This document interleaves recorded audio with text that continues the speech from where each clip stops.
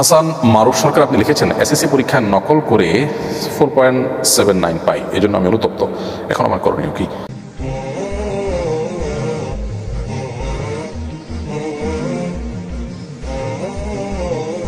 মাহমুদুল হাসান আপনি লিখেছেন আগে ধার্মিক ছিলেন না, হঠাৎ করে ধার্মিক হয়েছেন।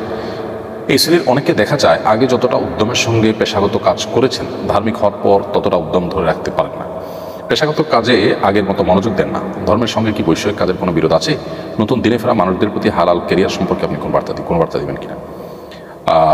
ভাই মাহমুদুল হাসান, আমাদের অনেক ভাই বোন আছেন যারা আসলে দিনে ফেরার পর বা দিনের এক সময় দিন সিরিয়াসলি চর্চা করতেন না, এখন সিরিয়াসলি দিন চর্চা শুরু করছেন। সব ক্ষেত্রে এই মানুষগুলো আখিরাতমুখিতা এবং সত্যিকারের দিনদারিতা চর্চা শুরু করার পর থেকে দেখা যায় যে তারা আসলে কাজকর্মের প্রতি মনোযোগ হারিয়ে ফেলছেন।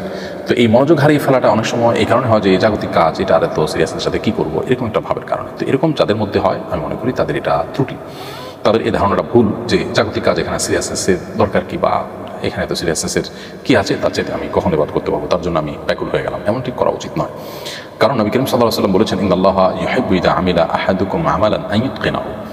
আল্লাহ রাব্বুল আলামিন বান্দার কোনো কাজে যখন ইতকানের সাথে করে, তখন সেটা আল্লাহ তাআলা পছন্দ করেন। যে কোনো কাজ করবে, এখানে আমালান আরবি গ্রামার অনুযায়ী তানবিন, এর মধ্যে ব্যাপকতার অর্থ আছে। বান্দা যদি কোনো কাজ করে, কোনো কাজ সেটা দুনিয়াবি পরকালে যে কোনো কাজ করে, সেটা যেন ইতকানের সাথে করে, এটা আল্লাহ তাআলা পছন্দ করেন। ইতকান মানে হলো দৃঢ়তা, যথাযথভাবে করা, সিরিয়াসনেসের সাথে করা। অতএব সেটি আমাদেরকে মাথায় রাখতে হবে। দ্বিতীয়ত হলো, অনেক সময় আমরা অন্যের প্রতিষ্ঠানে যখন, অন্যের মালিকানাধীন প্রতিষ্ঠানে যখন চাকরি করি, তখন আমাদের সিরিয়াসনেস কম থাকা মানে আমাদের দিনদারিতারা কম থাকার দলিলিটি। কারণ অন্যের হক আমি নষ্ট করছি, বা আমি হক আদায় কার্পণ্য করছি, গাফিলতি করছি, এটা করা উচিত নয়। এমনকি যদি অন্যের চাকরি নাও করেন, আপনি বাবার ব্যবসা দেখছেন বা পারিবারিক ব্যবসা দেখছেন, সেক্ষেত্রে আপনার সিরিয়াসনেস না থাকাটা, এটা সমাজের জন্য একটা বড় ধরনের বাজে বার্তা বহন করবে।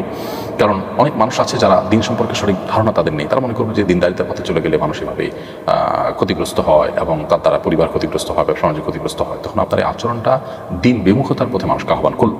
তো এই সমস্ত কারণে একজন মুসলিম আসলে তার ধর্মচর্চার পর, দিনদারিতা পরিপূর্ণভাবে চর্চা করার পর, পরিপূর্ণভাবে ইসলামে প্রবেশ করার পর তিনি আরও বেশি কাজে কর্মে সিরিয়াস হয়ে যাবেন। সেটি বরং কাঙ্ক্ষিত এবং প্রত্যাশিত, বিশেষ করে সেটিকে তার দাওয়ার একটি হাতিয়ার এবং মাধ্যম হিসাবে নেওয়ার কারণে। আর অপরদিকে নবী করিম সাল্লাল্লাহু আলাইহি ওয়াসাল্লাম হাদিসে যে কোনো কাজ আমরা করবো, সেটাকে সর্বোচ্চ সিরিয়াসের সাথে করার যে গুরুত্ব রয়েছে, সেটার উপর আমল করতে গিয়ে এমনটা আমাদের করা উচিত। হাসান মারুফ সরকার আপনি লিখেছেন এসএসসি পরীক্ষায় নকল করে 4.79 পাই, এই জন্য আমি অনুতপ্ত। এখন আমার করণীয় কি?